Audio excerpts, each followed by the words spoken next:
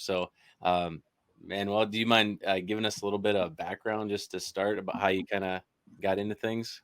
Yeah. David, Jeremy, thank you both for having me on. I'm always excited to share kind of the things that I do. But yeah, my name is Manuel Herrera.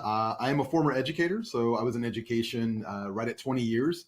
My first kind of started off education middle school, so I'm a little bit crazy because it's middle school. You gotta be.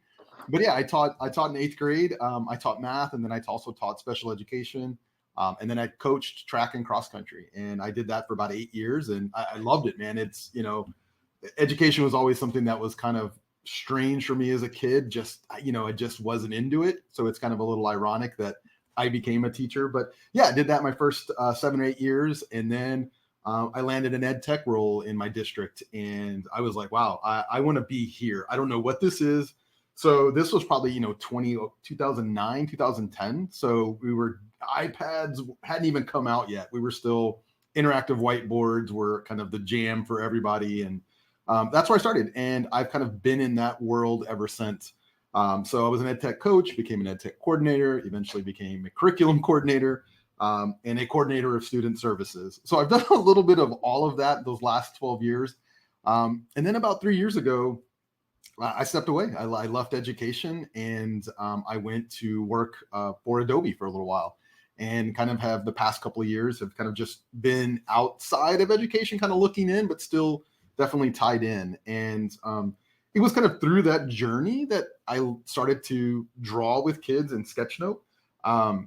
Yeah, it's been an interesting journey because my role was ed tech, and my part of my role was to convince teachers or share with teachers tools that are available to them, how this can enhance learning, how it can enhance creativity. But somewhere in there, I found that we really just started to put devices in front of kids and assume that the device would do all the creativity, would do all the work. And in some cases, some cases it did. It worked out that way, but in other cases it didn't. And that's what led me to start drawing with kids. And we can definitely get into that a little bit.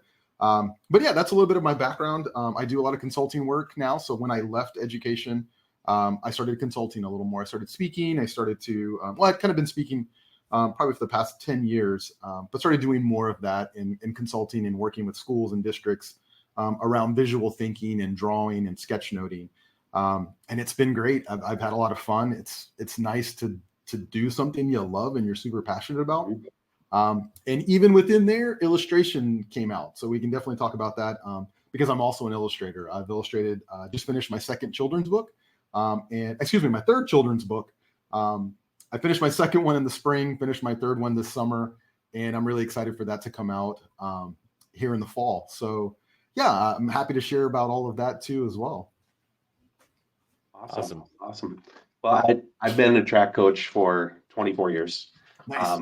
And just stepped away from that myself. Just this last spring was the first year I didn't coach, and I missed it a little bit. But I got involved with more like officiating track meets and timing track meets. So I feel like I'm still Nice. kind of connected to that. But definitely, I definitely relate to that. What you spoke to about finding that passion and getting to do the things that you're passionate about. And I think that's definitely something. I think I also followed a similar path to getting involved in the ed tech side of things, being a classroom teacher for 22 years, and then kind of transition more into this role that I have now. But it doesn't put me with the students every day, which I do kind of miss. Yeah. But I don't know, it's still kind of a fun area to explore and to try to think of all the possible ways to try to connect your passion to other people's passion, and to all with the kind of ultimate goal in my mind of trying to help students learn. For sure. And so, and that's I guess kind of the question that I have for you, right?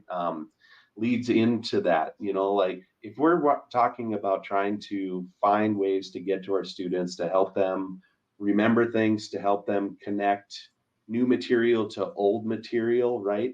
Mm-hmm. Like to me, I these ideas of you being this visual thinker and this sketch noter, and so how can the sketchnoting lead to some of those things that we want to see increases in learning from our students, right? Yeah.